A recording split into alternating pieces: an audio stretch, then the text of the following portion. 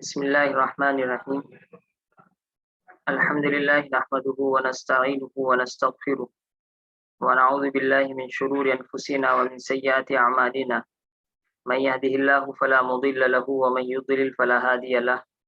وأشهد أن لا إله إلا الله وحده لا شريك له. وأشهد أن سيدنا ومولانا محمدا عبده ورسوله. وصلى الله تعالى على خير خلقه محمد وآله وأصحابه وبارك وسلم تسلیما. اما بعد.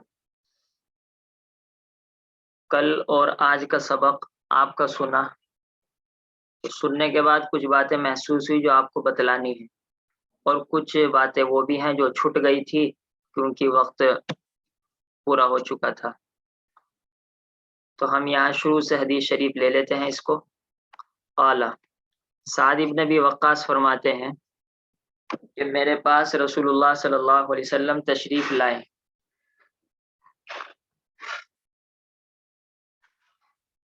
میری عیادت کرنے کے لیے حجۃ الوداع کے سال. یہاں پر یہ بتلایا تھا کہ عیادت کرنے کے لیے یہ کوئی لفظی ترجمہ نہیں ہے، آپ لفظی ترجمہ پہلے کریں. اور وہ عیادت کرنا چاہتے تھے نی میری حجۃ الوداع کے سال، من وجعن اس تکلیف کی وجہ سے، اشتد بی جو مجھ کو سخت تھی، سخت تکلیف کی وجہ سے آپ صلی اللہ علیہ وسلم میری عیادت کے لیے حجۃ الوداع کے سال تشریف لائے. فقلت یا رسول اللہ، میں نے کہا اے اللہ کے رسول،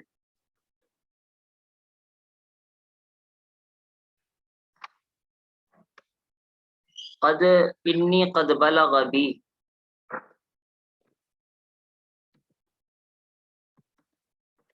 یقیناً پہنچی ہے مجھ کو وہ تکلیف جو کہ آپ دیکھ رہے ہیں. تو ما ترا کو ہم نے فاعل بنایا تھا اور من الوجع کو اس ما ترا کا بیان قرار دیا تھا، یعنی اس کی وضاحت. وانا ذو مالن، اور میں مالدار ہوں. ذو مالن بتلایا تھا کہ یہ خبر ہے، اور ذو ان 6 اسموں میں سے ہے جو مرفوع ہونے کی حالت میں واو کے ساتھ استعمال ہوتا ہے، تو ذو مالن پڑھا جائے گا. اور اگر آپ اس کو منصوب پڑھیں گے رأیت ذا مالن، میرے مال والے کو دیکھا. مررت بی ذی مالن، میں مال والے کے پاس سے گزرا. میں مالدار تھا. ولا یرثنی الا ابنۃ لی، اور میرے وارث نہیں ہے مگر میری بیٹی. یہاں پر مجھے بات کرنی تھی جو وقت کی قلت کی وجہ سے میں نہیں کر پایا تھا. یہاں پر یہ الا حرف استثناء استعمال ہوا ہے، اور آپ جانتے ہیں جب بھی حرف استثناء استعمال ہو تو 2 چیزیں چاہیے. نمبر 1 مستثنی منہ جو پہلے ہوتا ہے، مستثنی ہے سا کے ساتھ، شین کے ساتھ نہیں ہے.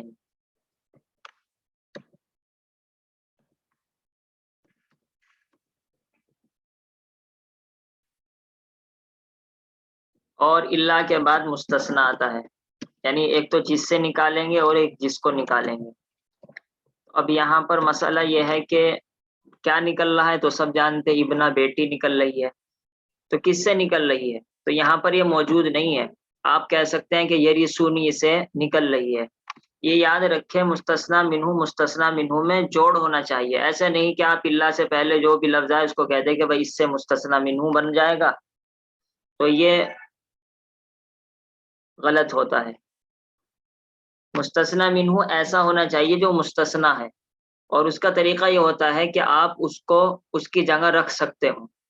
مثال کے طور پر اگر ابنا کو آپ یریسونی کی جگہ رکھیں تو کیا ترجمہ ہوگا؟ ولا ابنۃ لی، میری کوئی بیٹی نہیں ہے. تو یہ عجیب سی بات ہوگی. تو مستثنی کو اگر مستثنی منہ کی جگہ میں رکھ دیں تو بات سمجھ میں آتی ہے اور ترکیب صحیح بیٹھتی ہے، تو سمجھے ہاں ہمارا مستثنی منہ صحیح ہوا ہے.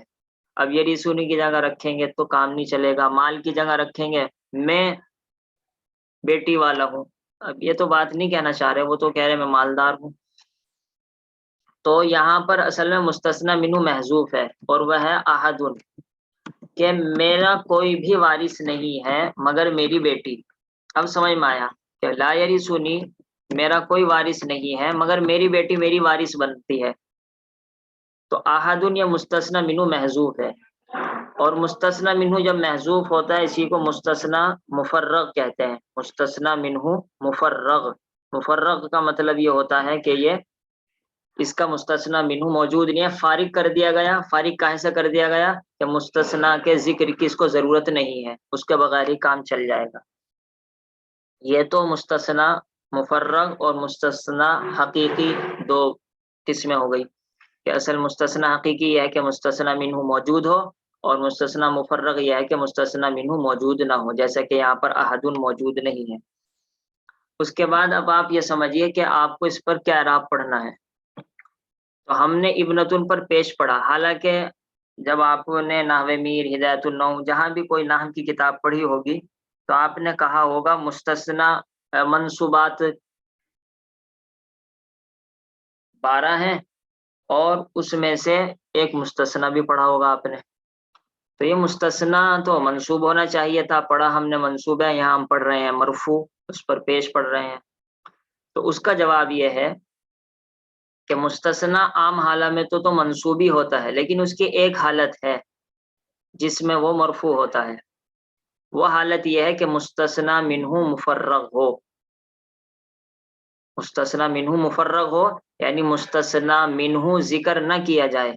تو اب مستثنا پر, ابنا مستثنا ہے نا, اب مستثنا پر وہ اعراب آتا ہے جو پیچھے سے سیٹ بیٹھے. جو میں نے کہا مرفوع ہوتا ہے یہ بھی غلط ہے, کبھی مرفوع ہوگا, کبھی منصوب ہوگا, کبھی مجرور ہوگا, یعنی اس کا اعراب متعین نہیں ہوگا. اب یہاں پر ورثہ یرثو وارث بننا, تو وارث تو میرے بنیں گے, تو میں تو بنا مفعول بھی. اب آپ کو ضرورت بنے گی, ضرورت پڑتی ہے فاعل کی. تو یہ بیٹی وارث بن رہی ہے, تو بیٹی کے ترجمے بیٹی وارث بننے والی ہے. جہاں پر بھی والا والی آتا ہے آپ سمجھتے ہیں فاعل ہوتا ہے, تو ہم اس کو فاعل ہونے کی وجہ سے مرفوع پڑھیں گے. مرفوع ہم نے اس وجہ سے پڑھا کیونکہ یہ مستثنا منہ مفرغ ہے, اور مستثنا منہ مفرغ میں مستثنا کا اعراب عامل کے تابع ہوتا ہے. آپ نے یہ پڑھا ہوگا اردو کی کتابوں میں, اور عربی میں بھی یہی ہوتا ہے. عامل کے تابع ہونے کا مطلب یہی ہوتا ہے کہ پیچھے سے جو اس کو بنایا جائے گا وہ بن جائے گا, اس پر مستثنا کا اعراب نہیں آئے گا منصوب والا. اب مثال کے طور پر آپ یہ کہیں میں نے صرف ایک بیٹی کو دیکھا, میں نے صرف اپنی بیٹی کو دیکھا, تو اب کیا کہیں گے آپ, ما رأیت الا ابنتن لی. اب یہاں تا پر آپ نے زبر کیوں پڑھا, کیونکہ ما رأیتو میں انا ضمیر تو فاعل پہلے آ گیا ہے. اب جس کو دیکھ رہے ہیں آپ وہ مفعول بھی ہے, وہ بیٹی ہے, تو اس وجہ سے اس کے اوپر نصب پڑا جائے گا. ما رأیت الا ابنتن لی, میں نے تو صرف اپنی بیٹی کو دیکھا, کسی اور کو نہیں دیکھا. اور اگر آپ مررتو والی مثال لے لیں, مررتو الا بابنت لی, میں کسی کے پاس سے نہیں گزرا, میں کسی سے ٹچ نہیں ہوا, صرف اپنی بیٹی سے ٹچ ہوا ہوں. متصلت الا بابنت لی, میں کسی سے ٹچ نہیں ہوا مگر اپنی بیٹی سے ٹچ ہوا ہوں. تو اب یہاں پر آپ نے ابنتن تا کے نیچے زیر پڑھ دیا, کیونکہ یہ با آیا ہے اس پر, اور با کی وجہ سے ظاہر سی بات ہے مجروری ہوگا. تو آپ یہ یاد رکھیں مستثنا منہ مفرغ میں عامل کا اعراب آتا ہے مستثنا پر, اور عام حالتوں میں مستثنا منصوب ہوتا ہے, اس پر زبر آتا ہے. تیسری بات آپ کو یہ سمجھنی ہے ابنتن سے متعلق. اچھا آپ نے یہ بھی پڑھا ہوگا کہ مستثنا میں کلام موجب, چھوڑیے اس کو کبھی بعد میں, مشکل ہے یہ بھی تو سوچنا پڑتا ہے کہ آپ کے لیے مشکل نہ ہو جائے.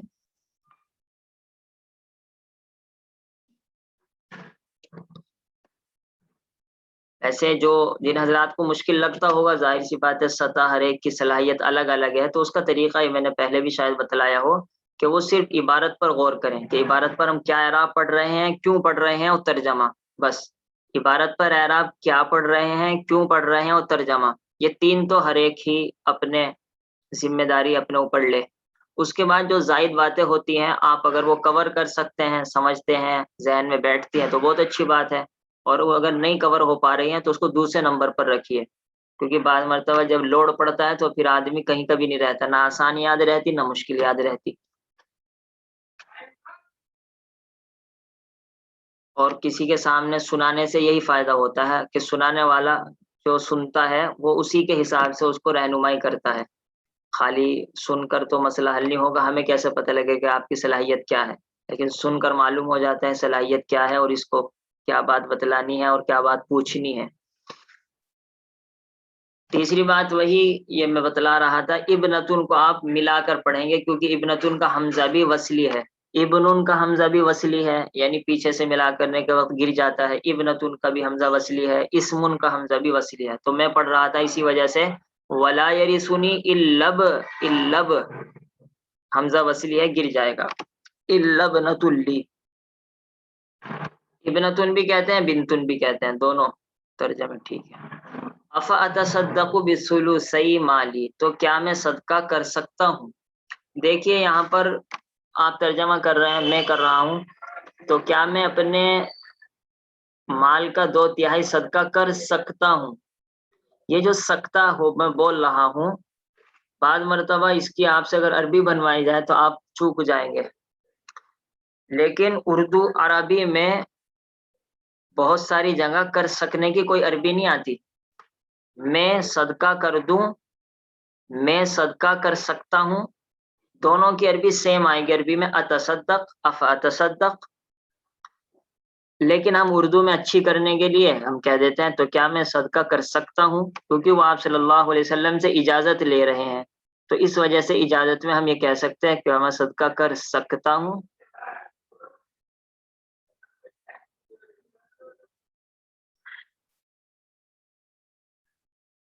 تو اس میں مضارع ہی کے دونوں ترجمے ہو جاتے ہیں، میں صدقہ کر دوں، میں صدقہ کروں گا، میں صدقہ کر سکتا ہوں، میں صدقہ کرتا ہوں، میں صدقہ کر پاؤں گا، یہ سب ترجمے، اور عربی ایک رہے گی افاتصدق اور اردو بدلتی رہے گی۔ یہ حمزہ سوال کے لیے ہے، حمزہ استفہام، اس کا کوئی عمل نہیں ہوتا، اتصدق باب تفاعل سے ہے، فتصدق۔ اچھا میں جب بولتا ہوں تو میں کہتا ہوں، عام طور پہ جب آپ مجھے دیکھیں گے میں بھی بولتا ہوں تو میں آخری لفظ پر کچھ نہیں پڑھتا، فتصدق، تو اصل عربی کا طریقہ یہی ہے کہ عربی کا آخری لفظ مجزوم ہوتا ہے، جب بھی آپ پڑھیں گے افاتصدق بثلثی مالی، جہاں بھی آپ ہلکا سے ٹھہریں گے تو اس کو مجزوم پڑھتے ہیں، اصل عربی کا طریقہ یہ ہے، لیکن ہمارے مدرسوں میں اس طرح سے پڑھانا نہیں جاتا، اس کی وجہ یہ ہے کہ طالب علم گڑبڑی کرتا ہے، ہر جگہ آخر میں ساکن کرتا ہے، افاتصدق بثلثی مالی، قال لا قال قلت، حالانکہ اصل عربی یہی ہے قلت، لیکن ہاں ہم پڑھنے والوں کو اس وجہ سے نہیں کہتے کہ قلت پڑھو، کیونکہ وہ سب کھا لے گا، قلتا پڑھنا ہے، قلتی پڑھنی ہے، قلتو پڑھنا ہے، اسے کوئی فکر نہیں رہے گی، بس کہے گا قلت، تو اس وجہ سے یہاں نقصان ہوتا ہے طلبہ کا، اس وجہ سے استاد یہ کہتے ہیں کہ نہیں آخری اعراب پر ضرور ظاہر کرو اعراب، اگرچہ بیچ میں کھا لو، اگرچہ صحیح عربی وہی ہے، افتصدق بثلثی مالی۔ چلیے، تو کیا میں صدقہ کر سکتا ہوں اپنے 2 ثلث مال کا؟ یہاں بات صلے کا ہے، یعنی صلے کا مطلب یہ ہوتا ہے کہ فعل کے بعد جو مفعول بھی آتا ہے، اس مفعول بھی پر جو حرف جر آتا ہے اس کو صلہ کہتے ہیں، مفعول بھی پر جو لفظ آتا ہے اس کو صلہ کہتے ہیں، تو عربی میں یہ بھی دیکھنا ہوتا ہے کہ کون سا فعل کس لفظ کے ساتھ استعمال ہوتا ہے اور کون سا فعل بغیر اس کے، مثال کے طور پر مشہور ہے ذہب یذهب کے معنی ذهبت الى المدرسہ، الى استعمال ہوتا ہے تو ہم کہیں گے الى صلے کا ہے، اتصدق بثلثی مالی میں ہم کہیں گے با صلے کا ہے، اور بہت سے جیسے قلت لہو، میں نے اس سے کہا، یہاں پر لام استعمال ہوتا ہے تو لام صلے کا ہے، اور بعض مرتبہ ایسا ہوتا ہے کہ کوئی فعل استعمال نہیں ہوتا، جیسے ولا یرثنی، تو یہ نون صلے کا نہیں ہے، پھر نون تو وقایہ کا ہے، وہ تو ویسے ہی بچانے کے لیے استعمال ہوتا ہے، تو ہم یہاں پر کہیں گے کہ مفعول بھی بغیر صلے کے استعمال ہوتا ہے، ولا یرثنی، تو کوئی نہ لام آیا، نہ الا آیا، نہ با آیا، نہ فی آیا، نہ من آیا، تو اس کا مطلب ہے ورث یرث بغیر صلے کے استعمال ہوتا ہے، لا یرثنی۔ تو یہ بھی یاد رکھنا ہوتا ہے اگر آدمی کو عربی بولنی ہو یا عربی لکھنی ہو کہ اس فعل کے ساتھ کون سا صلہ استعمال ہوتا ہے، لیکن آپ چکر میں مت پڑیے، آپ الجھ جائیں گے۔ آپ کے سامنے تو پہلے سے لکھا ہوا رہے گا عربی میں، بس آپ اسی کو سمجھ لیجئے کہ یہ صلے کا ہے، یہ کہاں کا ہے۔ ثلثی یہ تثنیہ آپ جانتے ہیں، تو یہاں پر یہ چلتا ہے ثلثان، الف نون لگا کر، ثلث ایک تہائی، ثلثان دو تہائی، اور کیونکہ با آ گیا تو با کی وجہ سے یہ یا نون کے ساتھ پڑھا جائے گا، ثلثین ثلثین آپ جانتے ہیں تثنیہ میں یا نون کے ساتھ پڑھا جاتا ہے حالت نصبی میں اور حالت جری میں۔ تو اس کے بعد نون گر گیا کیونکہ اضافت ہو گئی ہے، اضافت کی وجہ سے تثنیہ کا نون اور جمع کا نون گر جاتا ہے۔ اس کے بعد ہے قال لا، آپ نے فرمایا نہیں۔ نہیں کیا مطلب نہیں؟ آپ خود اردو میں کہیں گے لا تصدق، آپ صدقہ مت کیجئے الثلثین، دو ثلث کا۔ تو اگر آپ کو کہنا ہو، آپ کو پسند ہو، آپ کہہ سکتے ہیں کہ یہاں پر تصدق، لا تصدق الثلثین چھپا ہوا ہے۔ بتائیں آپ کو یہ سب چیزیں کہاں سے سیکھی ہم نے؟ یہ نہ بتلائیں، اپنے استادوں سے بتا سیکھی ہے دیجیے۔ اور کہاں سے سیکھی ہے؟ اصل تو استادوں سے سیکھی ہے، ان کا احسان ہے کہ انہوں نے سکھائی ہے، جزاکم اللہ خیرہ۔ لیکن اس بارے میں ایک اہم کتاب جو ہے وہ ہے شرح جامی۔ شرح جامی اصل ایسی کتاب ہے جو عبارت کو حل کرتی ہے۔ نحو کی کتاب تو وہ بعد کی بات ہے، لیکن عبارت کو حل کرنے کا طریقہ اور سلیقہ شرح جامی سے آتا ہے۔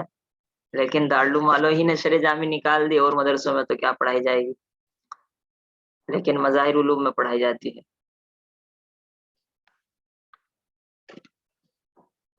چلیے، لا تصدقی الثلثین، دو ثلث کا صدقہ مت کیجیے آپ۔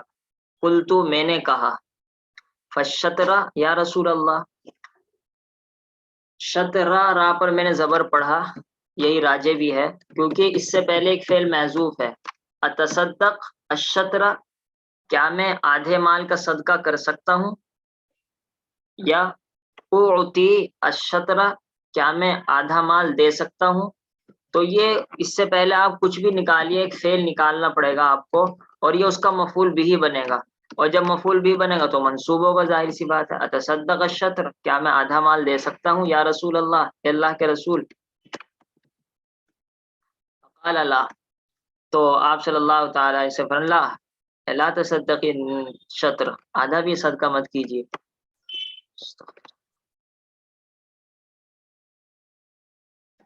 قلت، میں نے کہا، فالثلث یا رسول اللہ، تہائی دے سکتا ہوں، کیا مطلب؟ افاتصدق الثلث، کیا میں تہائی مال دے سکتا ہوں، الثلث یا رسول اللہ۔ قال اللہ، قال الثلث، نعم نعم الثلث، ہاں تصدق الثلث، آدھا تہائی صدقہ کر سکتے ہیں آپ۔ لیکن یہ ایک بات پوری ہو گئی، جملہ پورا ہو گیا، ایک تصدق الثلث، آپ تہائی دے سکتے ہیں، بات پوری ہو گئی۔ اس کے بعد ایک الگ جملہ اللہ کے رسول نے بولا، والثلث کثیر، لیکن بھائی ثلث ہے زیادہ۔ دیکھیے ہم یہاں پر واو کا ترجمہ لیکن کر رہے ہیں کیونکہ ہماری اردو ہے کہ ہم جو اگر کسی کو کہیں کہ آپ یہ کر لیجئے لیکن یہ آپ کے لیے بہتر نہیں رہے گا، ہمارے یہاں تو اردو میں یہاں لیکن بولنا واجب ہے، لیکن عربی میں نہیں بولنا ہے، عربی میں بغیر لاکن کے چلے گا، اسی وجہ سے یہاں پر لاکن استعمال نہیں ہوا۔ لیکن آپ اگر بہترین ترجمہ کرنا چاہتے ہیں تو واو کا ترجمہ لیکن کر سکتے ہیں، اس میں کوئی حرج کی بات نہیں، کیونکہ وہی بات ہم عربی کا اسٹائل لیتے ہیں، بالکل ایک ایک لفظ نہیں عربی کا لیتے، لیکن تہائی زیادہ ہے۔ والثلث مبتدا کثیر خبر، او قالا، یہ اس کو کہتے ہیں، اگر آپ نے دور حدیث شریف میں پڑھا ہوگا یا پڑھیں گے کہ یہ او شک راوی کے لیے ہے۔ شک راوی کا کیا مطلب؟ شک راوی کا مطلب یہ ہوتا ہے کہ حدیث کو نقل کرنے والا اس کو راوی کہتے ہیں، تو حدیث کے نقل کرنے والے کو یہاں پر شک ہو رہا ہے کہ میرے استاد نے جب یہ حدیث بیان کی تھی لفظ کثیر بولا تھا یا لفظ کبیر بولا تھا، مجھے نہیں پتا، مجھے ڈاؤٹ شک ہے، تو میں دونوں باتیں کر دیتا ہوں، والثلث کثیر او قال شیخنا کبیر۔ تو یا او قال شیخنا اس سے پہلے چھپا ہوا ہوتا ہے. اسی وجہ سے یہاں پر جب دور حدیث شریف میں حدیث شریف کی عبارت پڑھی جاتی ہے تو یہ پڑھنا چاہیے والثلث کثیر او قال کبیر. یہ تو کثیر فرمایا تھا یا کبیر فرمایا تھا. چلیے یہ بہت ساری باتیں رہ گئی تھی کیونکہ وہ سبق آخری میں ہو رہا تھا یہاں سے. انکا انت ذرا، یہاں پر بھی آپ ترجمہ کرتے ہوئے اٹک رہے تھے. یہاں پر اصل یہ ان مصدریہ ہے، یہ تو ہم طے کر چکے ہیں کل کے سبق میں. اس کے دو طریقے کے ترجمے ہوتے ہیں. ایک تو یہ ہے کہ آپ فعل کو مصدر بنا دیں، یقیناً آپ کا چھوڑنا، آپ کا چھوڑنا، چھوڑنا میں نے اس کو مصدر بنا دیا. لیکن یہ ترجمہ سب کے بس کا ہوتا نہیں، یعنی شروع میں اس میں دشواری ہوتی ہے. تو ایک آسان ترجمہ ہوتا ہے جو آرام سے آدمی کر لیتا ہے، وہ یہ انّا کا، یقیناً آپ، ان یہ کہ، آپ ان مصدریہ کا ترجمہ، انا کا ترجمہ یہ کہ کیجئے تو اس سے ترجمہ آسان رہتا ہے. یہ کہ آپ چھوڑیں اپنے ورثہ کو مالدار. دوسری جگہ آپ یہاں پر یہ بھی اٹک رہے تھے کہ انّکا میں کاف کے بھی آپ کے لیے اور تذرہ کے اندر انت ضمیر بھی آپ کے لیے. تو اردو میں تو ایک ہی مرتبہ آپ بولا جائے گا، آپ اپنے ورثہ کو مالدار چھوڑیں، یہی تو کہیں گے آپ. چاہے تو آپ پہلے کہہ لیں آپ چھوڑیں اپنے ورثہ کو مالدار، یہ چھوڑیں آپ اپنے ورثہ کو مالدار. پہلے کہیے بعد میں کہیے، اردو میں ایک ہی بار آئے گا. لیکن عربی میں دو بار آتے ہیں. جو دو بار آتے ہیں تو طالب علم الجھتا ہے کہ میں کس طرح یقیناً آپ یہ کہ چھوڑے آپ اپنے مالدار کو، تو وہ اٹکتا ہے اور ترجمہ اسے تسلی نہیں ہوتی. اس کا جواب یہی ہے کہ عربی کا انداز ہے، ہماری اردو کا انداز یہ ہے کہ آپ صرف ایک بار ترجمہ کیجئے، یقیناً آپ یہ کہ چھوڑیں اپنے ورثہ کو مالدار، یہ بہتر ہے. تو بس ایک کا آپ ترجمہ کر لیجئے، جہاں بھی دو بار ضمیر آئے تو بس ایک کا ترجمہ کافی ہوتا ہے. اس کے بعد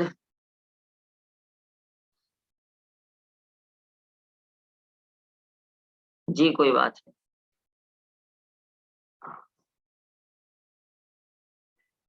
ویسے بھی ہمارا 5 منٹ میں سبق پورا ہو جائے گا. بس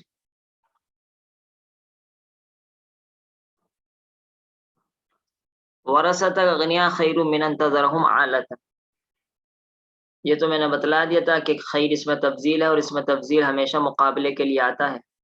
عالۃ یتکففون الناس وانک لن تنفق نفقۃ، ہاں یہ بات رہ گئی تھی، نفقۃ تبتغی بها وجہ اللہ. ہم نے بنایا تھا نفقۃ کو موصوف، تبتغی بها وجہ اللہ کو صفت. اس پر آپ یہ سوال کر رہے ہیں کہ نفقۃ تو واحد ہے اور تبتغی بها وجہ اللہ یہ جملہ ہے، تو یہ کیسے صفت بن جائے گا؟ اس کا جواب یہ ہے، پہلے بھی آ چکا ہے کہ جملہ صفت بھی بن جاتا ہے، جملہ حال بھی بن جاتا ہے، جملہ خبر بھی بن جاتا ہے، تو اس سے کوئی نقصان کا مسئلہ نہیں ہے. اور جو مطابقت ضروری ہے وہ مطابقت جملے کے اندر ضروری نہیں ہوتی، بلکہ یہ جو بات اب کہہ رہا ہوں میں وہ اہم ہے، بلکہ جملے کے اندر ایک ضمیر ہوتی ہے اس سے مطابقت ضروری ہے. ہمیشہ یاد رکھیے جب بھی جملے کا کسی سے تعلق ہوگا، مثال کے طور پر جملے کو آپ خبر بنائیں مبتدا سے تعلق، جملہ کو آپ حال بنائیں تو ذوالحال سے تعلق، جملے کو آپ صفت بنائیں تو موصوف سے تعلق، کچھ بھی بنائیں تو جملے کے اندر ایک ضمیر ہوتی ہے. جملے کو آپ صلہ بنائیں اس کا موصول سے تعلق، تو جملے کے اندر ایک ضمیر ہوگی، اس کا تعلق ہوتا ہے اسی سے جس سے آپ تعلق کر رہے ہیں. اگر جملہ صفت ہے تو موصوف سے تعلق، جملہ حال ہے تو ذوالحال سے، ذوالحال کی طرف وہ ضمیر لوٹے گی، صفت ہے تو موصوف کی طرف لوٹے گی، صلہ ہے تو موصول کی طرف لوٹے گی، اور خبر ہے تو مبتدا کی طرف لوٹے گی، اسم خبر ہے تو انا کے اسم کی طرف لوٹے گی. تو ایک ضمیر ضرور ہوتی ہے، اس ضمیر کو تلاش کرنا ہوتا ہے اور اس ضمیر کو اسی مبتدا کے مطابق لانا ہوتا ہے یا اس موصوف کے مطابق لانا ہوتا ہے. تو اب میرے ترجمے پر آپ غور کیجئے، یقیناً آپ ہرگز کوئی بھی خرچ نہیں کریں گے مگر اس خرچ سے، تو اس سے معلوم ہوا ہا ضمیر جو ہے وہ نفقہ سے جڑ رہی ہے.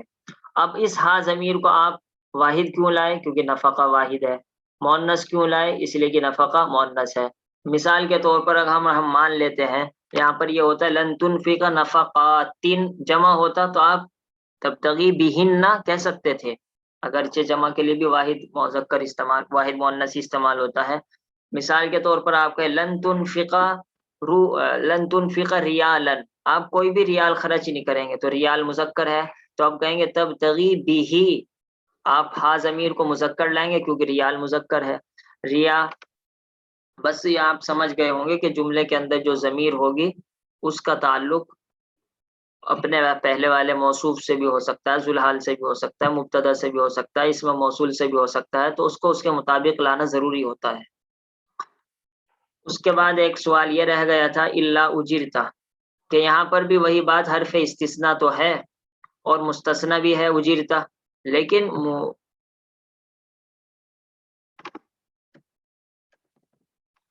مستثنی منہ یہاں پر آپ کو مل نہیں رہا، کیا ہے؟ تو اب میں آپ کو دیکھو ترجمہ کروں گا، آپ کو معلوم ہو جائے گا. ہرگز آپ کوئی خرچہ نہیں کریں گے مگر اس خرچے پر ثواب ملے گا. اب آپ کو اندازہ ہوا کچھ کہ یہاں پر نفقہ مستثنی ہے، کہ کوئی بھی نفقہ نہیں خرچ کریں گے مگر اس نفقے پر آپ کو ثواب ملے گا. تو اس طریقے سے آپ اجرتا علیہا کو مستثنی بنا سکتے ہیں اس نفقتن سے. تو اس نفقتن کو پہلے مستثنی منہ بنا لیجئے، پہلے اول تو موصوف صفت بن کر مستثنی منہ بن جائے گا اور اجرتا علیہا یہ مستثنی بن جائے گا. یہاں پر اور بھی تھوڑی لمبی باتیں ہیں، وہ میں اس وجہ سے بیان نہیں کر رہا کہ بات الجھ جائے گی، لیکن اس طریقے سے آپ مستثنی منہ مستثنی تو سمجھ ہی لیں. اور اجرتا علیہا میں بھی علیہا کا تعلق نفقہ سے ہے، اس وجہ سے آپ اسی سے تعلق کر کے ترجمہ کریں گے مگر اس نفقے پر. آپ ہرگز کوئی خرچ نہیں کریں گے مگر اس خرچ پر ثواب دیا جائے گا، آپ کو ثواب دیا جائے گا اس کو، یہاں تک کہ ماں، یہاں تک کہ ماں کا کیا مطلب؟ یہاں تک کہ اس چیز پر بھی ثواب دیا جائے گا جو آپ اپنی بیوی کے منہ میں ڈالتے ہیں. یہاں پر یہ فی دوسرا اسماء ستہ مکبرہ مضاف میں سے ہے، یعنی اگر آپ سمپل کہتے ہیں بغیر اضافت کے استعمال کریں تو فمون استعمال کریں گے بمعنی منہ، اور اگر آپ اس کو اضافت کے ساتھ استعمال کریں گے تو فی استعمال کریں گے حالت جری میں، فا استعمال کریں گے حالت نصبی میں، فو استعمال کریں گے حالت رفعی میں. ٹھیک ہے. سبحان اللہ بحمدہ، سبحانک اللہم بحمدک، نشہد ان لا الہ الا انت نستغفرک ونتوب الیک. سبحان ربک رب العزت عما یصفون وسلام علی المرسلین والحمد للہ رب العالمین. صلی اللہ تعالی علیہ وآلہ وسلم. السلام علیکم.